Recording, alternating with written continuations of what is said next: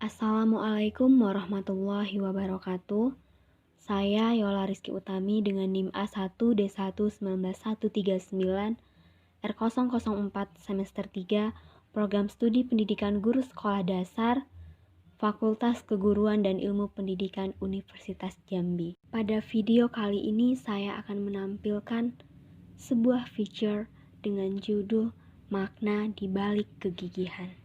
Hidup adalah mimpi bagi mereka yang bijaksana, permainan bagi mereka yang bodoh, komedi bagi mereka yang kaya, dan tragedi bagi mereka yang miskin.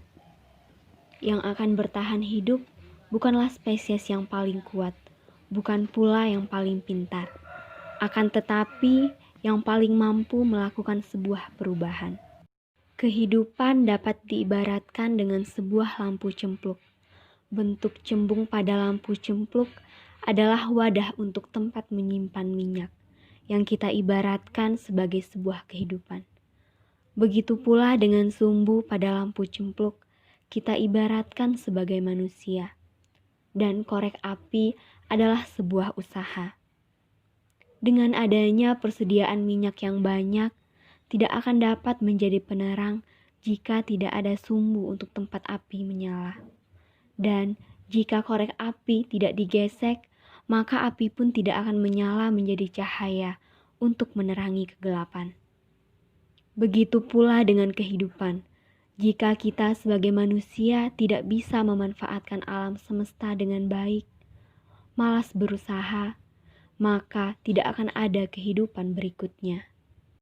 Di sebuah desa kecil yang berada di salah satu kecamatan, tepatnya di Desa Kotopayang, Kecamatan Depati 7, Kabupaten Kerinci. Matahari pun mulai menampakkan diri. Saya menemui seorang wanita yang usianya kira-kira sekitar 30-an. Ya, wanita ini dapat dikatakan masih terbilang muda. Keseharian ibu yang biasa dipanggil dengan nama Ibu Oka adalah seorang ibu rumah tangga yang mengurusi suami dan anak-anaknya. Di samping itu, Ibu Oka menekuni keahlian menjahit yang disenanginya.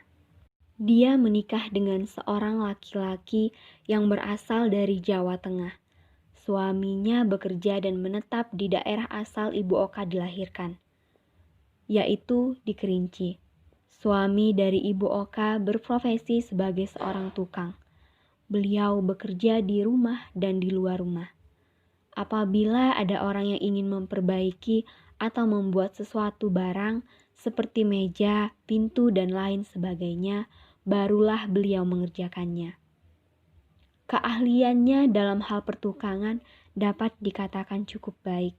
Dia dapat membangun sendiri rumah yang mereka tempati secara berangsur-angsur hingga rumah tersebut layak untuk dihuni. Ibu Oka sudah dikaruniai 2 orang anak dari pernikahannya. Anak pertama, seorang laki-laki yang sudah duduk di bangku sekolah menengah pertama, dan anak kedua mereka merupakan putri kecil yang tahun mendatang akan memasuki dunia pendidikan di taman kanak-kanak. Ibu Oka dan suaminya sangat giat dan tekun dalam bekerja.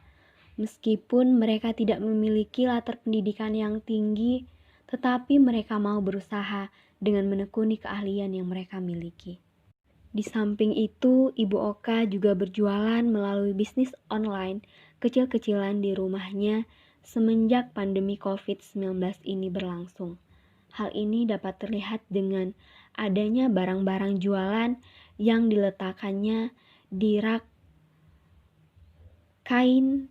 kain yang dijahitnya.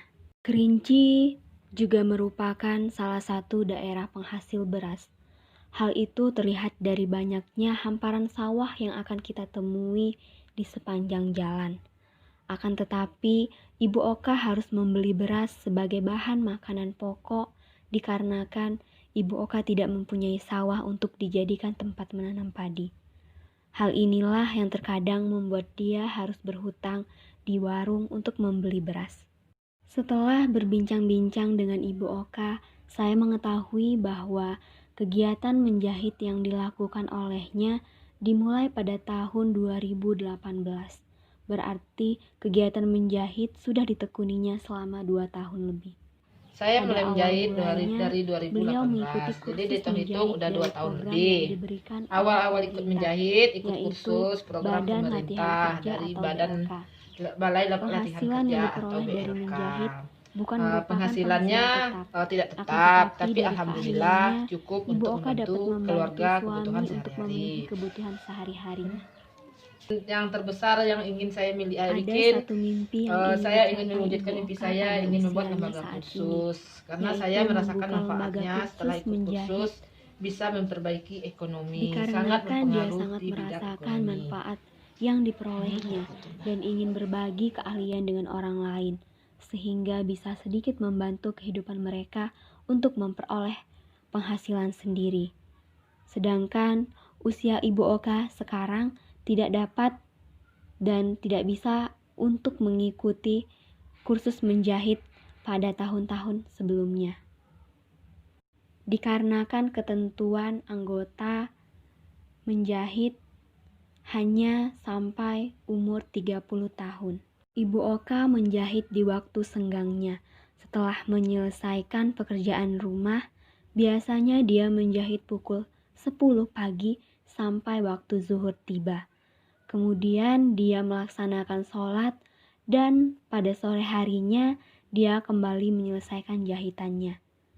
Ibu Oka juga bersedia menjemput kain ke rumah pelanggannya apabila menerima orderan. Pada saat ini dia dan suaminya bisa membiayai kehidupan dan memfasilitasi kebutuhan anak-anak mereka. Walaupun tidak dapat dikatakan mewah, tetapi mencukupi dan mereka tidak kekurangan.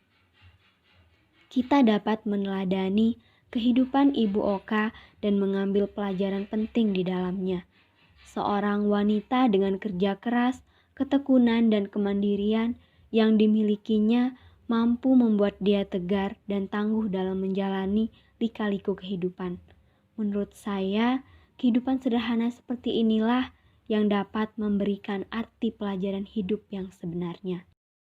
Begitulah siklus kehidupan yang dialami oleh Ibu Oka dan keluarganya.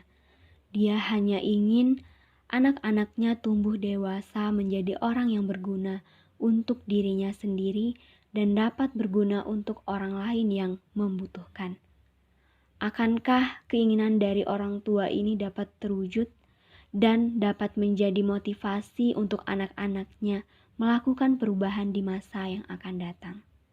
Itulah kehidupan seorang Ibu Oka, wanita dengan nama Oka Sasria Febriani.